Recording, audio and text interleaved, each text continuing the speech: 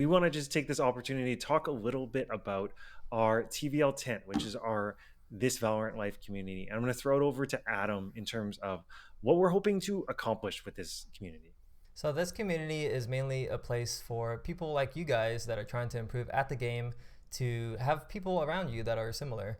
I know when I was trying to improve at this game, it felt pretty lonely, and you really don't have like a space to, I guess, differentiate yourself from the general Valorant community. And the general Valorant community, I think, you know, has a lot of different parts of the game that we don't really enjoy. There's a lot of toxicity. There's a lot of cope. There's a lot of encouraging bad habits and not really just, playing the game how we think it deserves to be played. And our community is about respecting the game, respecting yourself, and respecting others. So if you think that sounds good, then I think you'll be a good fit for the community. And the community is a paid community, but we are not doing this to enrich ourselves. So what we're going to be doing is that the paid community is $5 USD per month. And that goes through Ko-Fi or Coffee. I'm not sure which one it is. There's a link in the channel description, and there'll be a link below as well. We're going to pool all those funds together, and when it reaches $800, we're going to actually create kind of a scholarship where we're going to have people apply, and the community is going to help us select who will win the scholarship and get to work with Adam through one of his coaching programs. And so that's one way we think we can take what this community is doing for good, give it to someone who may not otherwise be able to afford it, and is really intentional and excited about it. And so if this sounds like something you'd be excited about, we'd love for you to be a part of it. You can join us, kofi.com/thisvalorantlife. Thanks, guys. Hi, everyone. Welcome to episode 50 of This Valorant Life. To celebrate this big milestone episode, we have none other than DDK. He's a man that requires no introduction, but I'm going to do one anyway. DDK is a legendary figure in the world of esports and TAC FPS. Known for his sharp analytical mind and deep understanding of competitive play, DDK has been a voice of insight and innovation in games like Counter-Strike and Valorant. Beyond his work as a commentator, strategist, and coach, he's someone who's pushed the boundaries of how we think about player development, game strategy, and team performance at the highest levels. DDK, super excited to have you on the show. I'm really excited to be here. Thank you for inviting me, and that was thank you also for the kind words. That's I've got a lot to live up to now in this conversation. So let's start with this. In any competitive space, there's always untapped areas for improvement. In the famous movie Moneyball, teams overlooked on base percentage. So I guess, in games like Valorant or just in general TAC FPS, are there in your mind overlooked edges right now? Yeah, I think there are. There's a lot of things, I think, in esports where we're still in this very nascent place with regards to getting a team to be able to perform at their best. I think it comes down to the volatility, I think, of the industry, where funding comes, funding goes. So just that in of itself presents a really large challenge.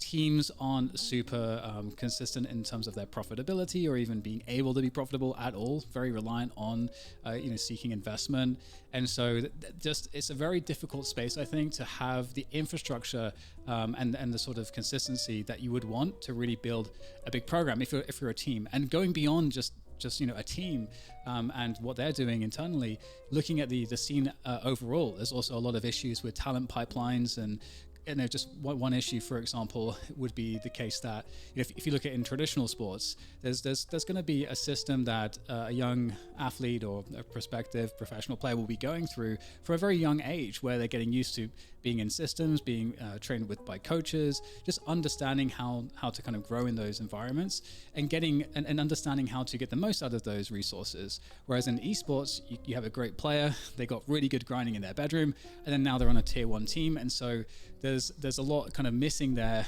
and to be honest, there's a lot of buy-in that you have to get, extra buy-in that you have to get, because those players knew how to get good by being in their bedroom and grinding. And so now you're going to be introducing, new things to them. There can be a lot of resistance, and also other issues in terms of the interpersonal skills aren't going to be as good because of, the aforementioned reasons. So there's a lot of challenges in esports to try to get, to try to overcome. And I feel like not at a place just yet. Each esport's a little bit different, but we're not at a place just yet where all of that is kind of optimized and dialed in. So it does leave, I think, some issues. There's some of those a team can't solve. Some of them a team can begin to solve. And obviously we're talking quite high level here, but in terms of the Moneyball analogy as well, there's limitations on the game that you're playing, because if you take Valorant against like CS, for example, Valorant's API is much more limited. So if we're trying to do things by the numbers, it's going to be a lot harder in Valorant than it would be in Counter-Strike. And then additionally, you're going to have to not just have the numbers available, but you're going to have really smart people who are able to understand how to use that data to get meaningful insights that can then be integrated into a team in a meaningful way, where now, okay, we're going to actually be able to push the boundaries either of the performance of our current players or from a talent scouting perspective as well. And again, there's a lot of holes in esports, so there is definitely a lot teams can do. But I think that the Moneyball sort of just by the numbers type of approach is challenging. And the other area I would say that is also challenging, but could in theory be done successfully, is also the culture of a team, like building up a culture. But then you sort of equally run into the volatility issue we discussed already, where if you have a team that loses a lot of funding, suddenly they're going to lose staff members, or they can't afford to keep some of the players.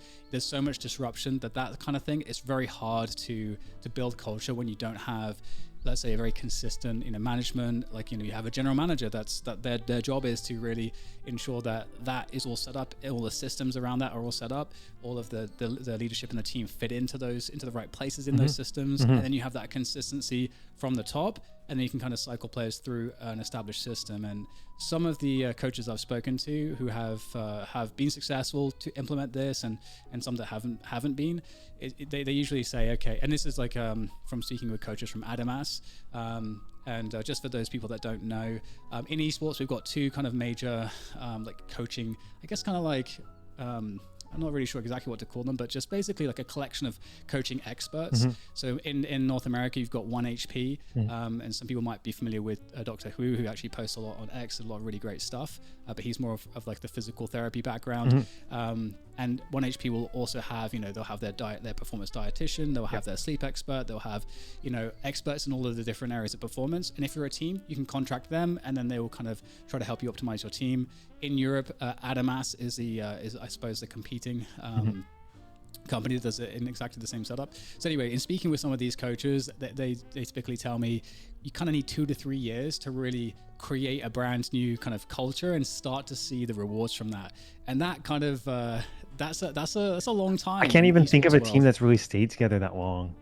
Yeah, exactly. Yeah. So yeah, there's we're in really early days still, and I think the last few years definitely didn't help, because we've had this, I mean, you can make an argument that maybe it did help. We had this tightening where, because of the macroeconomic climate, everyone lost their funding, and we had a lot of bad business models as well, where teams were paying players far more than it was sustainable. And so because some teams were in the market able to do that, not through their own profitability and how their business is sustainable, but instead because we've got loads of VC, so we can just get in, we can spend loads of money, and then other teams start to do that same behavior as well. So then it inflates everything like crazy. And then so of course when that VC money runs out, you're kind of screwed. So then we got the kind of, the tightening effect after that. Yeah, and so now that's kind of where teams are, and teams are trying to figure out how do we get more profitable, and at the same time, I think VCs are a little bit. It's going to be a while, I think, until we see that type of investment again. So it's probably a good thing overall, because everyone has to rethink how you can make these business models sustainable. And then I'll just add a final part to this, because I know these topics that we're kind of high level right now, but I think it does set the stage a little bit. But also the relationship between the developers and how they run their ecosystem is also, game to game is really that's such a big difference maker. So just taking Riot Games as an example, Riot Games are highly restrictive for when it comes to sponsorships for orgs, whereas Valve, is not restrictive in any sense. It's kind of like a very free market type of approach from Valve, where kind of any players can come in and do more or less whatever they want. There are some rules, but generally speaking, everyone's left to their own devices. And then Riot's, everything's kind of locked down. If you're involved in any way at all, whether it's running a tournament or whether it's running a team professionally, there's a lot of hoops that you have to jump through. And a lot of them make it harder for teams to kind of survive, because equally with Riot Games, if you're going to try to finance your team and you want to have certain sponsors, if those sponsors are conflicting with Riot's guidelines, even if it's let's say your Apex team, because you're an org, you got multiple teams, that could cause a problem. So if your Apex team has like Betway or one of like the betting sites as a sponsor, that might put you offside with your Valorant team because of Riot. Exactly, and Riot they're definitely making some moves in terms of opening things up, because they recognize that they really need to do this to really help these teams survive. But it's still definitely quite difficult for teams. It does put teams in a difficult position, and it also makes teams even more reliant on how Riot will subsidize them, whether it's through that, because there's obviously agreements in terms of how much financial support will come to the teams from the agreement to be in a franchise system. So yeah, there's a lot of the financials are definitely very tricky and not conducive to really helping teams optimize right now, I feel like. So yeah, very long answer, but hopefully that maybe sets some stuff up in the conversation. Yeah, it's a little bit crazy to hear from the team side. I guess I'm curious, because that all started to come from gaining edges from a team aspect. But like from a player's perspective, like what kind of comes up in terms of gaining edges in terms of performance? Like, is there a framework that you think about? Like if you're working with a player, or if you're a player yourself and you're trying to stand out because your team can't really fund it, how do you kind of gain that edge yourself? So from the perspective of optimizing an individual player's performance in the team. So in terms of professional teams, I think a lot of pro teams really look at this very differently.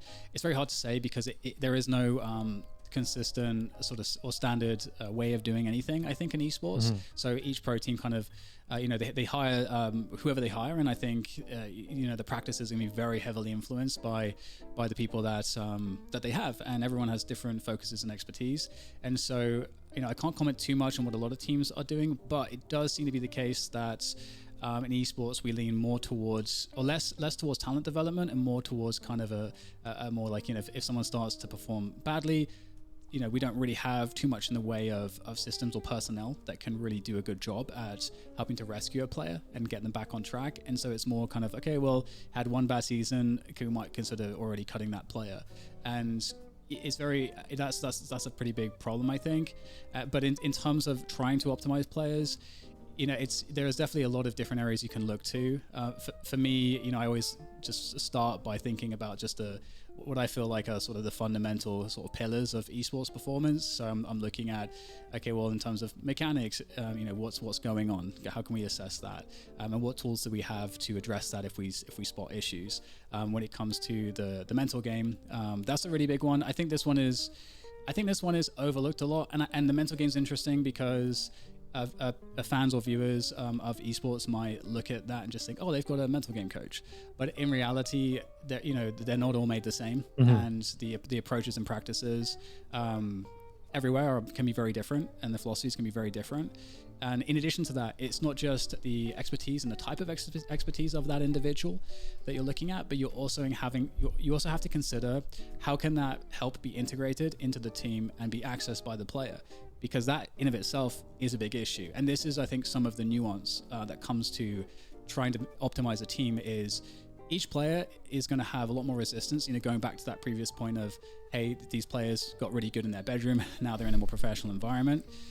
So there's going to be more resistance that you have to get through, because they only know how they got good through doing the thing that they're doing. Yes. And so if you're introducing anything new, it's going to feel kind of foreign. And if we're also especially talking about the mental game requires a lot of awareness, which usually is a skill that most people only get through practicing it. A lot of people begin to get awareness in their everyday life by just being introspective and just asking questions and be like, why is this like this, or why do I do this? And then you're exploring your inner world a little bit, which is really what the mental game is all about. Because if you want to, in my opinion, and I've looked at various different approaches, and I subscribe most heavily to Jared Tendler's work, having read a lot of different stuff, and tried also personally a lot of different stuff in competition. I found his materials to be the best, and I love that. And I have a success story with 100 Thieves when I was with them with Will FPS as well, which we can go into at some point. But well, let's talk about that. So what did that look like in terms of your time with 100T and working with Will FPS? How did this affect him? Yes, so this is this definitely is a great lead on from that previous answer, because one of these issues is you have to break through the resistance. And so to break through the resistance with most players, what people will use, use the term buy-in. Do you have buy-in? And so it's the idea of a buy-in is interesting because, okay, what is buy-in? And buy-in can be achieved through, various forms. With 100 Thieves at that time, we had Sean Gares.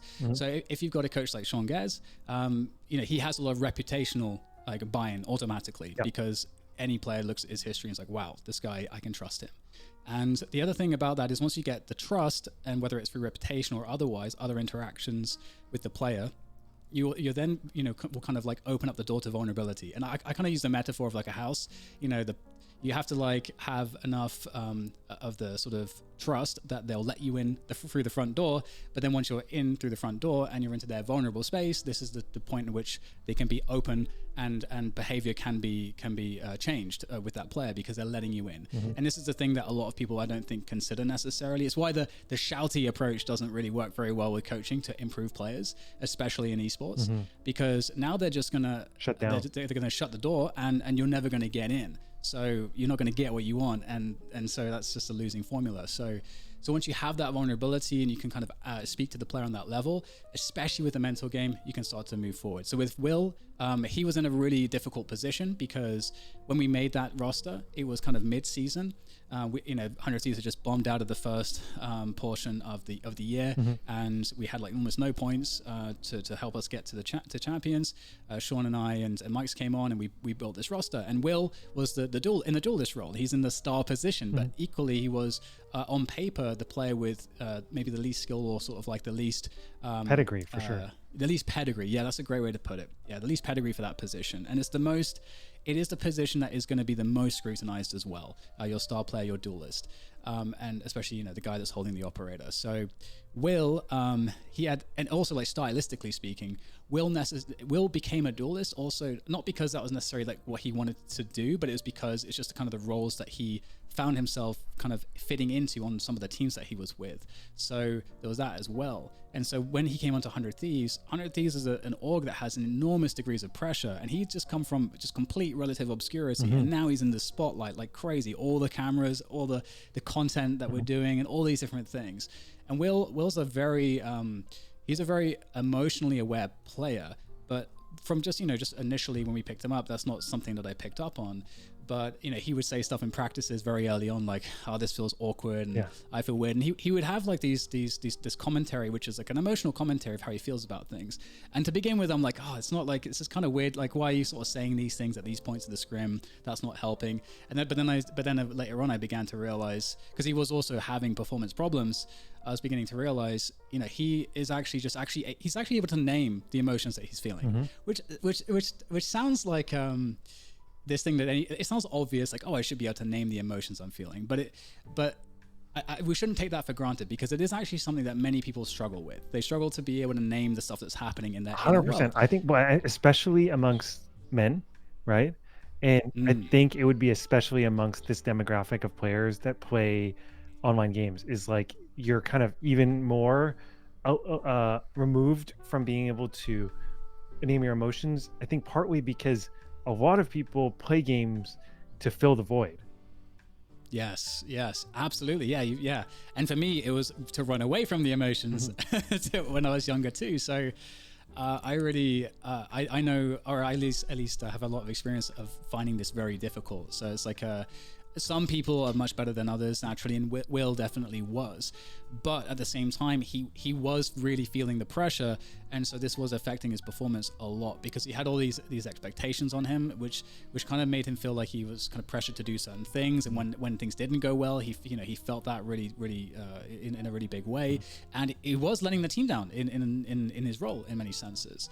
And so it got to this position where I was like, okay, I have a relationship with Jared Tendler, and I think that if I got Jared Tendler to kind of just do work specifically with Will, that might be a good way to approach this particular problem, because it is all mental game ultimately with Will. Like his skill is good enough to fit on the team. Sean is doing a really great job in coming up with strategies that leverage the strength of the team. And one extra thing I'll say about Will too is that Will is an incredibly hard worker, and he's someone that he like cares about his teammates in a way that I haven't really come across before in any other teams that I've been involved in, and so like his intangible value in terms of like the social part of the team and the interpersonal feelings was like really, really high. And that's not something that you'll necessarily like pick a player based on. Most people are not thinking about that. You're thinking more specifically about what can they do on the server. But obviously that translates. So with that said, that quick side point, we got Jared Tendler on the case, and he began to work with Will. And so one of the main things that Jared was doing with Will, and this is really something that if Jared Tendler is trying to help you with your game, for with any pro, he's going to start off with trying to help you to map out your ABC game essentially. And so with the ABC game concept, for those that aren't familiar, it's essentially the idea that your performance is a range, and the top best possible performance is your A game, and the absolute worst day is your C game. And so that can be like either like a really like very wide range, or it can be very, very tight. Yeah. And one way that top players like to try to improve, and why it's so helpful for like top level players is really to focus on how can I improve that floor. And the way that you can improve that floor most appropriately, or in the best way perhaps, is to identify and quantify what your game it looks like when it's in that C game, because now you have the things to work on, and then improving those things then raises your floor. So this is one of the very first things Jared was doing with Will, and it's not just about understanding from, let's say, your decision, like what decisions are going wrong, and that's part of how I map it out. But we're looking at the physiological elements and also the psychological elements. How are you feeling?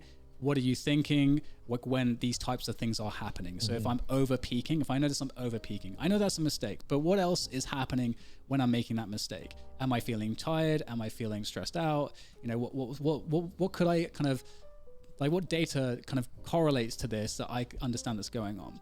And so, Will spent a lot of time like really mapping this out to really try to understand his performance. And one of the elements that's really liberating for this is that it gives you the ability to turn a bad day into something that's positive, because it's giving you more data of how to fix that problem. And so, and also that if you fix the problem based on this framework, that actually is making you better. So every bad performance is actually very helpful. Obviously, no one likes a bad performance, but in a scrim-related context especially, that's kind of what that practice is there to do.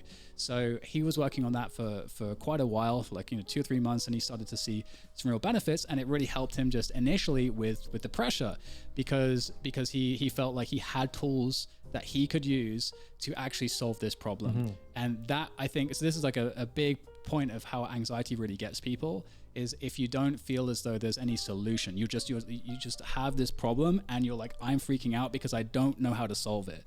And a lot of people can't necessarily identify that's where the anxiety is coming from, but normally that's where it's going to come from in this context. And so that helped him a lot. And then fast forward obviously a little bit, and we get to the LCQ, and then Will is like, he just suddenly all kind of just comes together, as it does sometimes. You're working on this and this and this, like small pieces, and then one day kind of clicks, and that was LCQ with Will. And suddenly, like in the middle of the LCQ, he started playing really well, and then we won LCQ in a dominant fashion, and the whole team was like firing on all cylinders. And then we get to Istanbul, the champions, and Will was the best performing player on LAN against the best duelists in the world. Like like Alfia, and Durka, like he's out playing all of these guys, and like, okay, this is crazy. It's like what a great story to really, and I think this is a story that a lot of people don't know about. Yeah. Because that player gets written off in a lot of teams. Yes. But if if you have the right tools and you can spot things at the right time, sometimes you can get these interventions in at the right moment, and it can be really, really profound. So yeah, that's a Will's story. That's crazy. It almost makes me think that like you have the stereotype wrong a little bit, because like normally when I think of like players that struggle mentally, I think of like younger players like a Tens or like a Verno, for example. And Will, if I'm remembering correctly, he's like an older player, and you won't really think that maybe the mental is really the issue there. It might be that his peak isn't as high and that's why he's not performing, but it sounds like that's not really the approach here. Yeah, and the mental game is a really interesting one because it is overlooked. I think there's a lot of players. I remember a long time ago, I think it was when I did a podcast with Liege. I think it was 2018. It's when I first found out about Jared Tendler, and he was talking to me about these concepts. I got in touch with Jared, and I spoke with Jared, and then later I got a conversation with Stewie, who was also on Liquid at the time, because Jared Tendler was kind of working with a lot of Liquid's teams. I think the League of Legends team as well, but I asked him, this is great. Are you getting benefits from working with Jared? And he's like, I don't mess with that. And I'm like, oh, why? And he's like, I know how to kind of deal my own stuff. I'm like, I feel like that's not the case, but that is how a lot of players think, especially with the mental game stuff. And it is one of those things where you don't know what you don't know, and your brain can kind of like trick you a little bit. It's like a bit of cope where you rationalize and you don't really realize you're rationalizing something. And this is the other thing about certain players. Certain players will have these types of tendencies and ways of thinking that you don't know about when you're initially signing them necessarily. But then you get players that are like a Liege. So Liege is the other end of the spectrum in that sense, where his brain is so open to any edge. It doesn't matter where it's coming from, and he'll crawl over broken glass to like get to that edge. And that's the kind of player Liege is. But some players are just really talented, but they just do things their way, and they're not as malleable as a Liege might be. Where Alicia is never afraid to try something new or to figure something out by himself. His very model is all about becoming the best coach in the world for himself by looking and leveraging other resources and other experts. And that's that's one of the reasons why Alicia is still playing, because he's survived through a region that has killed, I feel like, a lot of players' careers in like North American Counter-Strike, but Alicia still managed to survive, and now he's in FaZe, which is an incredible achievement, still performing like an unbelievably good player, and there's so much individual drive that he has that, again, like some players who are really good you would want to sign are not going to come with that. So it's hard to figure out sometimes when you're working with players, and this is why the talent development is like a big leak, I think, is because it does require a lot of know-how and knowledge, and like being able to spot all these things, kind of figure out like where players might be in these certain mindsets and otherwise, and what can you really do with them, and can you find the right expert at the right time? Will they be open to kind of working with them? So yeah, that stuff is really hard, and it would be made a lot easier if teams had a lot more stability. And I think, if there was a consistent model as to like what are the roles of the individuals in the structure of the team. Like at 100 Thieves, I was a general manager, and one way that I interpreted that role was I feel like I'm the systems guy, and I have to try to create the frameworks. I put people into the frameworks, and like the coaches have their roles and responsibilities. But now I'm kind of spinning the plates. I'm like managing all these different things. I'm looking and I'm trying to spot the stuff that each person who's kind of super in deep on what their role is, that maybe they won't spot. And I can kind of look at that bigger picture, and then I can kind of try to find the ways to optimize the various aspects of that structure. And I can also figure out, okay, well, where maybe is an expert required, and how do we kind of facilitate that. And so, but most teams are not looking at that role in that way. They're again, because of financial issues. If we get a GM, it's probably to like manage just the business stuff, or just the contract stuff for multiple teams, and the coach kind of is in charge of player development and like the systems, all these other things. So yeah, esports is a little bit not optimized. Well, I think when you talk about this idea of different types of players too, Dan, is that when I hear about Elige, I hear a player that will, when he hits adversity, it actually makes him better, right? Whereas I think there's other players where they hit adversity and it makes them worse, and there's this kind of character moment of who you are revealed to be, and you can either crumble under the pressure or you can have it help you grow. What I'm super interested about is, you were GM of 100 Thieves, like a really well-known team, huge amount of followers, and now you're stepping into a different future. Like what are you taking from that experience? What would you do differently today that you've learned that you want to take forward for yourself? Yeah. So I think if I were to do that role again in the future in terms of what I would take, because it's a role that I am interested in for sure, and there's been some teams that we've had some pretty deep conversations about doing it potentially, but and I was going to do it, but then funding sort of fell through. So and it would have been a CS program I would have run, and one of the biggest lessons I think that I learned was really understanding better the people around me in terms of like the direct like coaches and like the hiring, and because going into 100 Thieves we kind of just selected like Sean, Mike's and myself, and then when Sean left it's like Mike's elevated into the head coach position, and I think I may have tried to do things or organize things a little bit differently, and in terms of like knowing what to look for in hires, now that I have sort of a better long-term vision as to how I think I would want to build something out, I can understand more so which staff would be the best for helping me to realize that.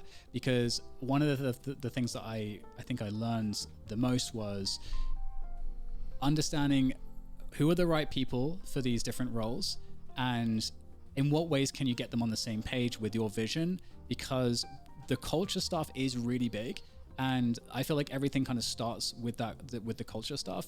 And so you need to have people that are able not just to understand the value of it, but are also able to execute on the day-to-day in terms of reinforcing those values, and you can have those conversations with them, and everybody knows what leadership means on the team. Like everyone understands what the base values are and how those are manifested in the team.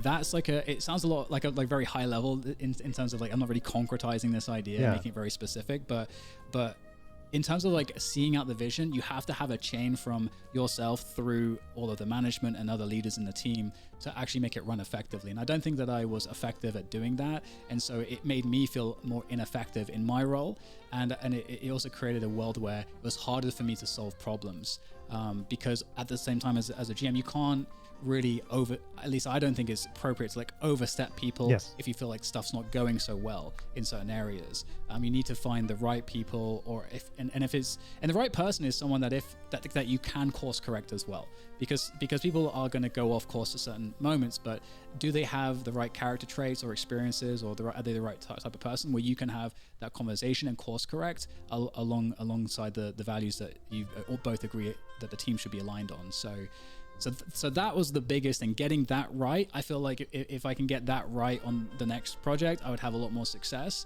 But in terms of everything else that I'm doing, it did give me a much better like look under the hood in terms of performance in a much more updated way. Because before I was very much on the outside. I'm casting and I'm playing, but I'm never really in seeing the operations of a lot of these top level teams with like top level funding, as 100 Thieves had at the time.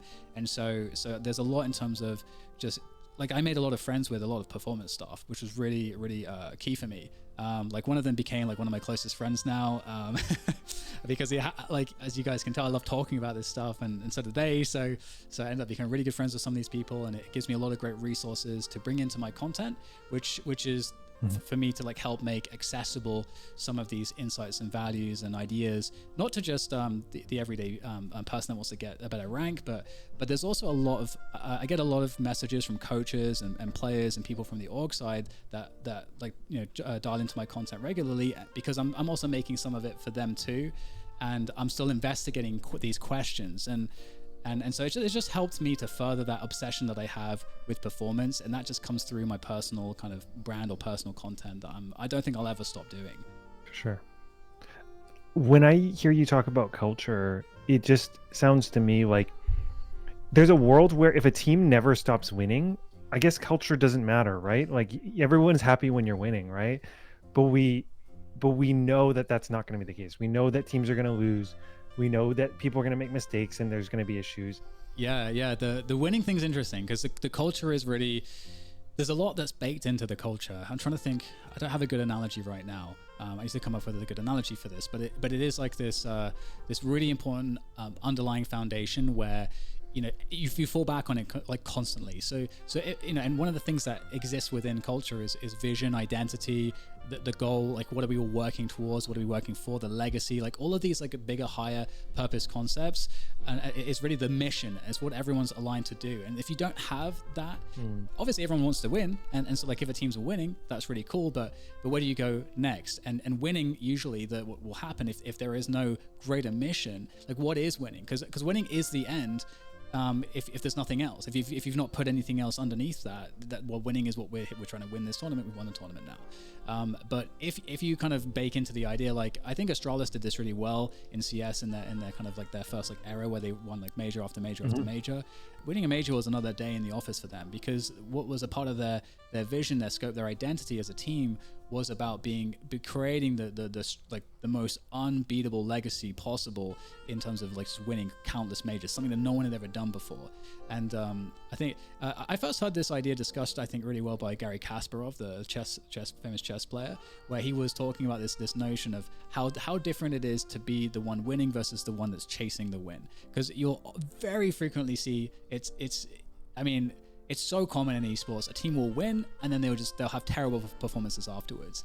And it's because, like, you know, to win, to chase, like it means everything to do it. But once you get it, it's like, well, what are we doing now? Yeah. And what everyone does when they win, when they're doing well, is they start coasting. They start to put less effort in, and that's just a normal thing that happens. So you need to have things that help to insulate you from that issue, and it's going to be found ultimately within the culture. That's really how you prevent that. And that's another thing. Like we don't have as much in esports as we do in traditional sports. There's like this association that's very strong with the brand. Because let's say like a football team, like it's from a place. You know, there's a history there. Like putting on that jersey means something. And there's so many people that have gone through it previous to you. Whereas in esports, I feel like it's a little bit more, it's a little bit less about the teams and the jerseys, and it's more about just the collection of players. And I think that's one of the things that, you know, can be solved by culture. But again, it's esports just it's so volatile, and it's such a revolving door that it's hard to establish that. So I see that as a big reason why that happens. It's interesting because when you talk about that, you know, I work with family businesses and large family businesses, and when family members don't have a purpose, something to bring people together, ultimately all that's left is self-interest, right? And when all that's left is self-interest, then it's just like, well, just I want mine, you know, and then there's nothing left. And I kind of hear that here, like everyone wants to win, but winning is ultimately partly about me, you know, I want to win, right? And so there's an element in these teams and through culture of actually being able to articulate something bigger than ourselves. Because it's only when we have something bigger than ourselves that we're willing to be a little vulnerable, to submit to things that are hard or uncomfortable in order to get better. And it sounds like in many ways, when you were relaying that example about Will, he was already kind of living that a bit, right? And that's kind of the piece that allowed him to do the work. Yeah, absolutely. Yeah. Will was definitely a player that really felt his whole team. Like he was there. He's a competitor. He wants to win, but the team he's definitely like the whole family element of the team was really important to him. Like really important to him, and he was really important to everybody else too on the team. He really was the social glue, and you could really see that he cared about his career and you know how he felt about himself and his career a lot. But yeah, I totally feel like that's a great example that resonates really well, and it is something that is difficult to find players like that. They're quite rare, and so yeah, if you're unable to instill that feeling of something bigger, it is really hard, I think, to get a team that's gonna win just back-to-back events. And I think a lot of teams kind of settle for, like, I don't think a lot of teams have management that kind of look at this necessarily in the right way. They kind of accept, oh, they had a good tournament, that's great, really happy with that, and it's kind of accepted that they're going to have maybe some bad tournaments like to follow that, and I don't think that there's a lot that really addresses these questions really effectively.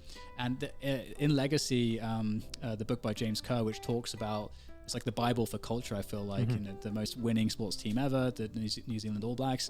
One of the things that they talk about that is in that book, so many great things, but one of the things they talk about is really being able to spot, like, because most teams go through those peaks and troughs, exactly as you described, because when you start winning, eventually you're going to not be winning at some point. So is there a way to kind of like skip that next trough and then stay winning? And that's obviously something that they've figured out, and it requires you to be comfortable understanding that there might be maybe there's a roster change that you need to make whilst you're winning. Maybe there's like a big systems change you need to make whilst you're winning. Having the ability to like understand that when you're winning, it's the most key time to really try to understand, okay, now I need to figure out how I avoid the trough, because the trough is coming. I don't know when it's going to happen, but it's going to hit at some point.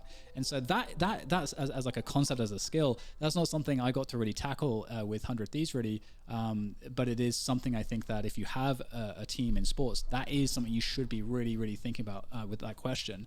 At least if your team gets to the heights where they are winning suddenly. So there's a lot left on the table there too. Adam, do you have any questions you want to jump in with? I'm just thinking more about the player's perspective, really. Like, I was a former competitor, so you're talking about like edges and winning. Like, how do you even get winning to the first place? Like, what kind of comes to mind with me? You gave us a great introduction into the mental game. I watched quite a bit of your content in terms of aim training stuff. I was wondering if you could kind of give us a maybe broad overview on how to get an edge with starting with aim trainers. Yeah, aim trainers are really tricky, because the biggest issue people have with aim trainers is that if you're not an aim trainer coach, you like don't have the knowledge to know how to fix your own mistakes and problems. And just by spending time in the aim trainers is probably not going to be very useful unless you have very intentional practice. It's exactly the same thing as practicing in the game. Like, no one, I mean, some people get good by just grinding, but you don't really get to a professional level unless you've started to think about how you break down your own play, how you can improve in each playing session. Like, you're focusing on certain things. Like, you have a process to improve, and that's the same way with aim trainers. And the thing with aim trainers is that you do get like a high frequency of actual practice in a very short duration of time. So you do get really good volume there, but you need to like spend it correctly. And so unless you want to spend a lot of time studying aim theory and all of the the goodies that the aim community's come up with over the years, you're not going to know how to be efficient at learning there. So the best thing to probably do if you're a pro player is to get involved in Voltaic's Get Amped program, which is designed for pro players, and you get a coach, and that coach will help you. And this is exactly what Elige did. He went through this program, he worked with one of the coaches, and one of the goals of the Get Amped program is that the coaches help you learn how to coach yourself too, because they understand your issues and they can kind of like talk to you in a way that helps you to learn. So you then end up being able to get out what you're putting in that sense, but you have to be willing to like do that hard work of like learning this thing. It's kind of like with pro players, like how many pro players will read a book about something to do with performance? Probably not very many, and it's kind of like you do need to have that studious I would say like approach to this as well. So that would be, if you're a pro player, so I put the money into that. I think it's very worth it, because once you actually understand how to address some of your problems and spot some of your problems, because this is the other thing, the aim coaches want to allow you to have the knowledge so that when you're playing, you can spot your own problems, and then you can start to troubleshoot how you can actually program a solution for that. But in reality, you don't have to spend very much time with aim training.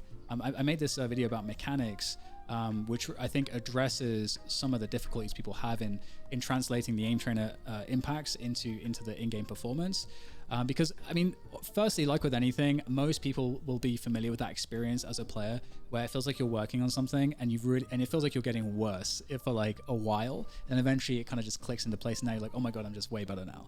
And the thing with aim trainers is it's the same type of thing. Like it's not work that you see the reward from like straight away. You have to have consistency. You have to be addressing the problems. You need to be spending at least like 15 minutes at least like on technique on per session. But if you're dialing in with technique corrections and you're doing that like with frequency, that's way better than doing like 1 4 or 5 hour session per week or something. Because there you're not really reinforcing the corrections.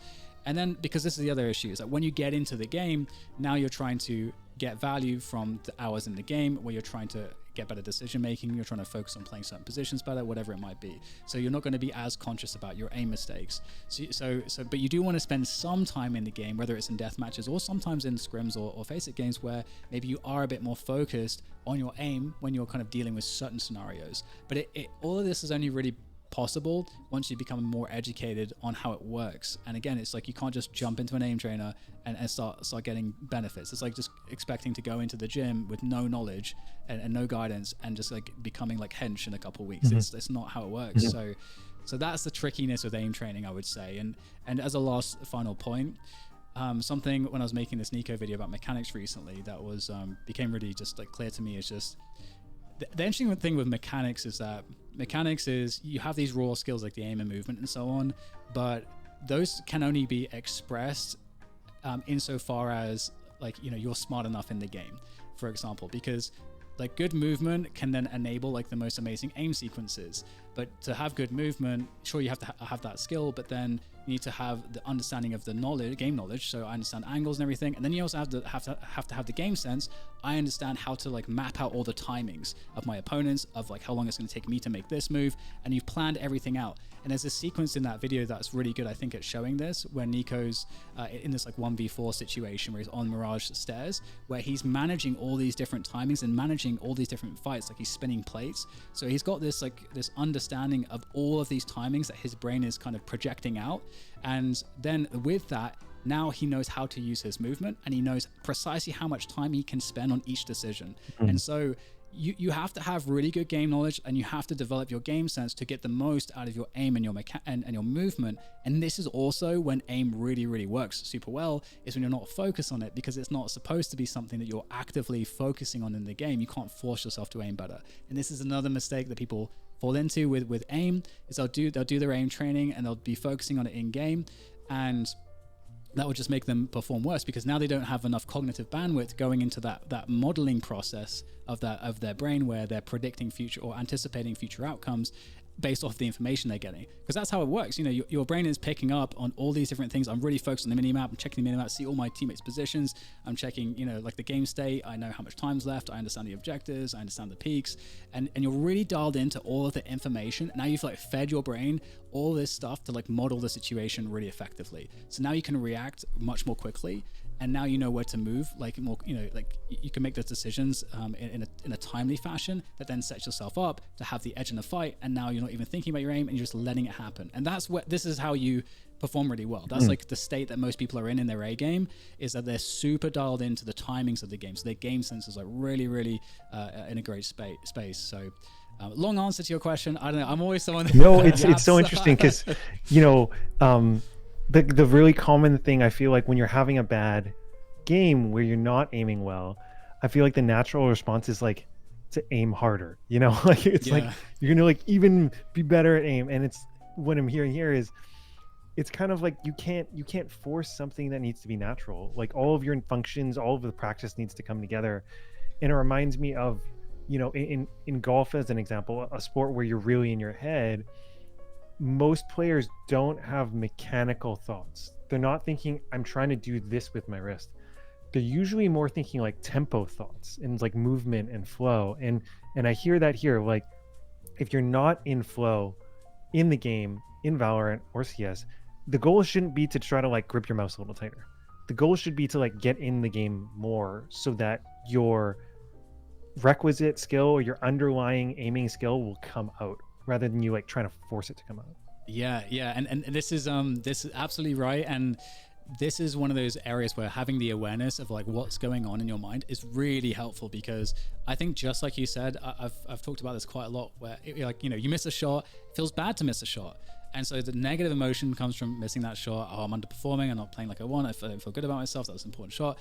And then now your brain is going to be drawn to the problem, which is your aim, because like I want to solve this problem, because I now see this as a source of negative emotions, and the reason I'm attaching it to the reason why I'm losing now, which is like, these are not necessarily true thoughts. And this is like the interesting thing about cognitive behavioral therapy, is this idea that, you know, your brain is going to be having certain thoughts, and they may not be true, you know, depending on the scenario. And so being able to kind of talk back to the thoughts and understanding which thoughts are not serving you, and which might not be accurate, is really helpful. And something I think that's really important for people to think about with this is generally speaking, that's just not the only scenario where your brain's not serving you. Your brain is going to be creating a lot of scenarios where the thinking is not going to help you towards your goal. And if we think about the default reward systems in the game, this is another area where this is true. The developers have designed the game to be fun. They've designed it to be the case that you get like a positive, instant gratification when you hit a headshot. they've designed, there's a scoreboard where like if you get like loads of kills, it like feels really good. A kill feels like it's very important,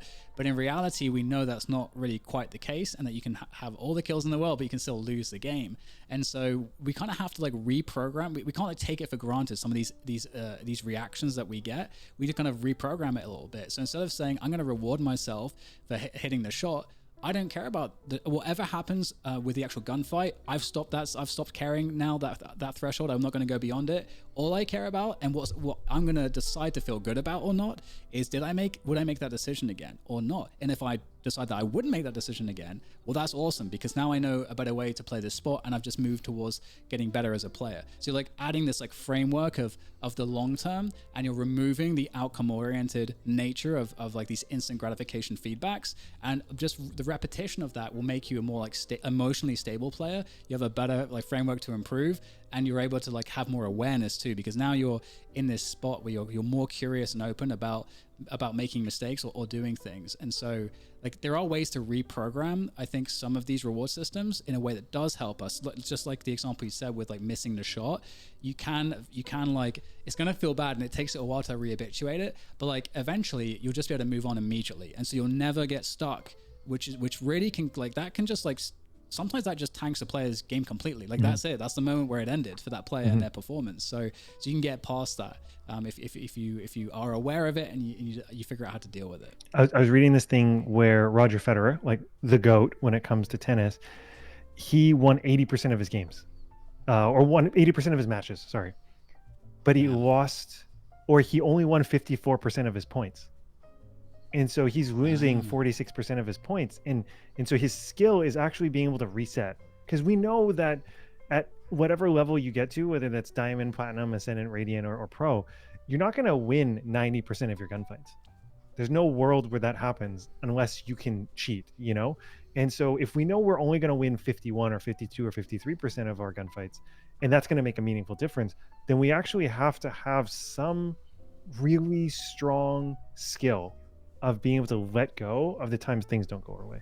Yeah, I love that point. I think it reminds me of this idea too that Jared talked to me a long time ago about, which is the illusion of control too, because one of the things that also kind of gets people is that because it's, sports in general, like esports, like is meritocratic. If you're better, you win, typically. But it's not necessarily always the case per se. There's so much variance and variables. And something that poker taught me was that sometimes you don't get a good spot. Sometimes you don't get a position, but sometimes you get loads, and that's just the variance, because you only have so many rounds, and within and this is why we say like the better team, the more rounds there are, the more likely the better team is to win.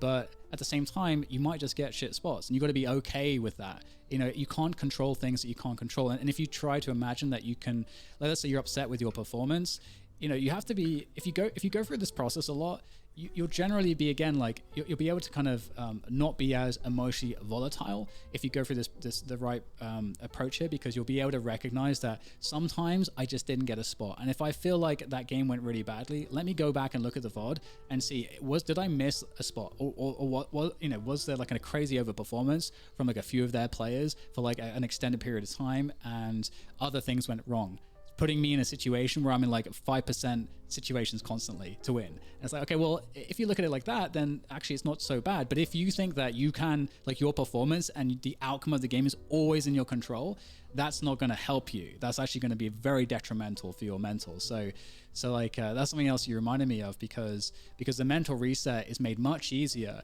if you have some of these like these more long-term ways of thinking where you're kind of looking at the reality of it. And I only actually realized these things myself by getting into poker, where I was like, wow, I'm judging my success in poker over a sample size of like 200,000 hands. Yeah. That's kind of crazy. I could be losing for a month, but at the same time, if I'm just executing the strategy, it will come out winning eventually.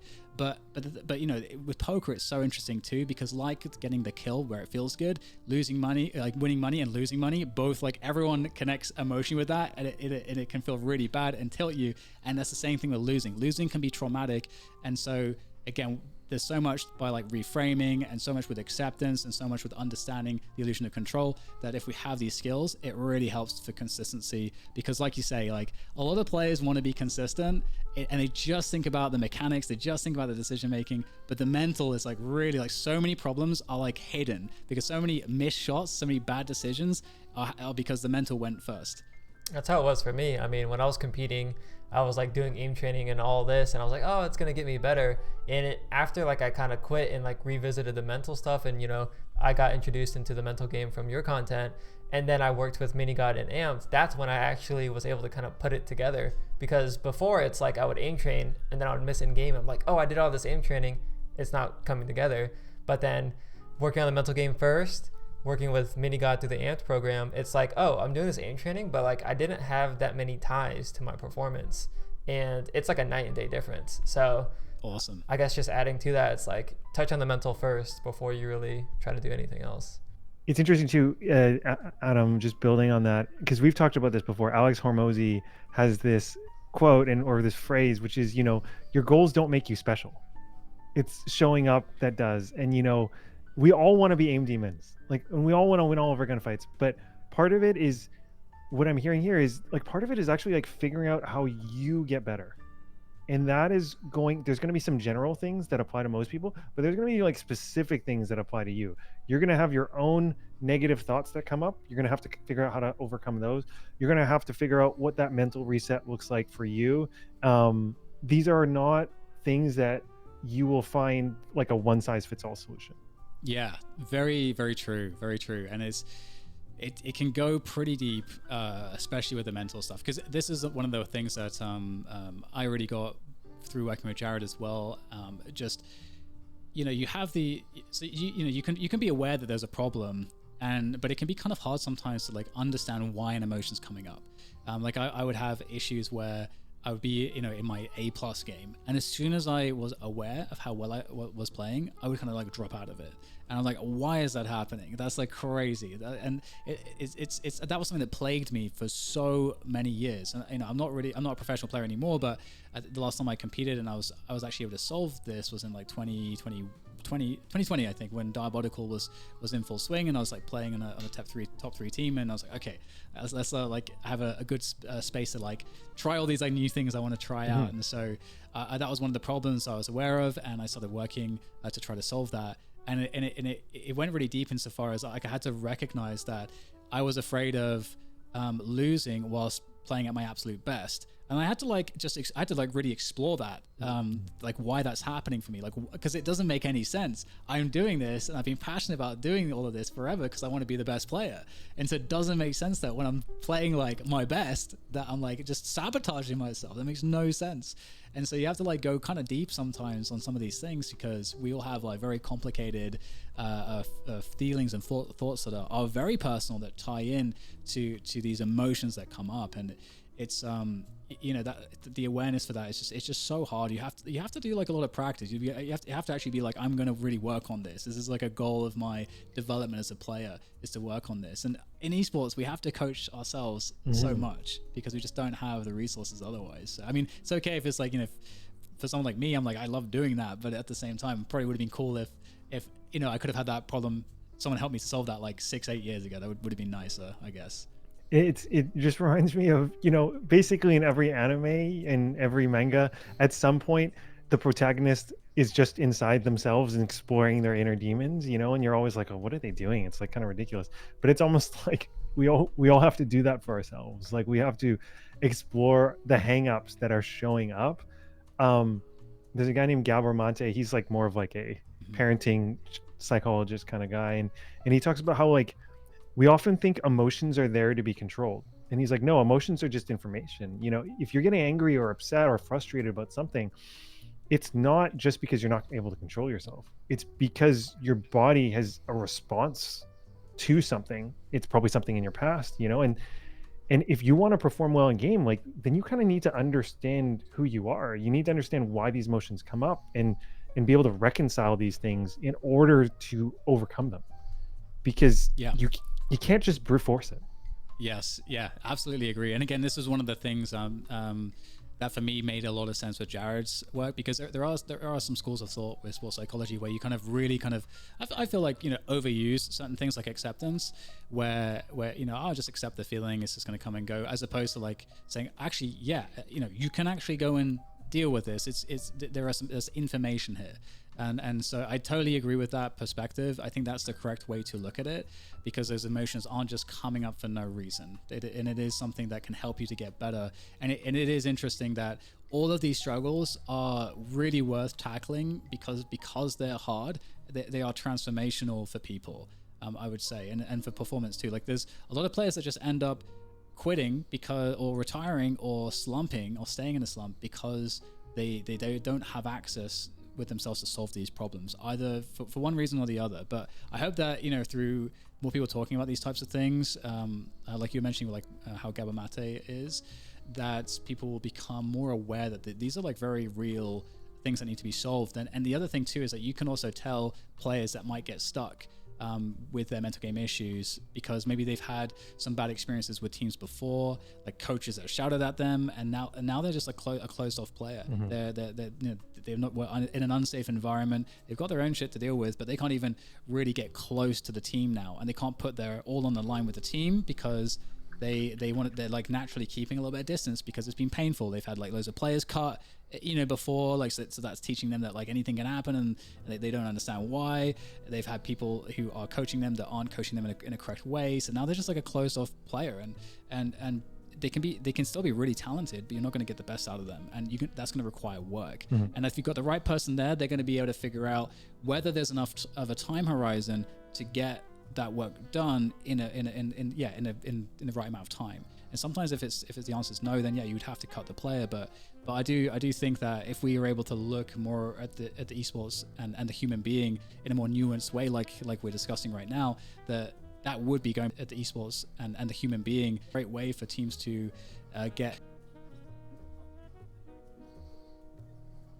you know, experience, you know, playing experience, you know, with this type of awareness, experience like putting stuff into practice, like experience with not just the mental game, but like the physiological side, or like, you know, the mechanics side, just like, you know, having that holistic view, I think is really helpful in being able to like really figure out like what is quite the problem that the player needs to address, and how can you help them to address it. That's tough, I think.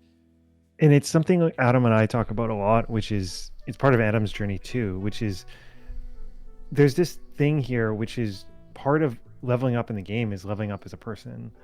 And if you're leveling up as a person, you're actually leveling up out of the game too. You know, these skills of being able to look inside yourself and to deal with hard things, well, they exist in your IRL life too. You know, these career or school problems. And I think that's where I think there's like tremendous potential for esports, which maybe as we just look forward, Dan, like what does the future hold for you?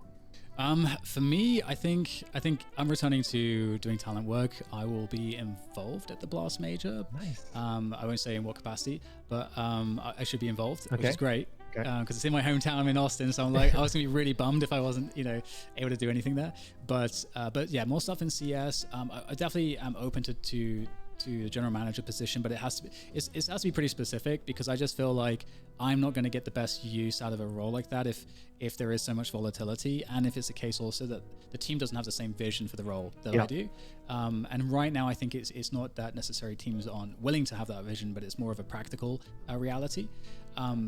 But other than that, you know, I'm looking also to do a lot of stuff in Deadlock. That's a game that I've established myself in as talent with a bunch of other guys. We're doing Deadlock Fight Night every week. Cool. And so it's actually a really cool feeling, because we have this like very old school esports vibe where the game's like, yeah, there's like 20,000 people playing per month at this point, because the initial hype died down. So we've really got those like hardcore like community people, and we're the show that's there every week for them. And so it's like a really cool feeling. It's a very old school esports feeling. So hopefully, you know, if Deadlock gets some love from Valve, they decide that, hey, we want to kind of lay down our esports roadmap, I'll get to do a lot of talent work there and deliver all the stories and stuff.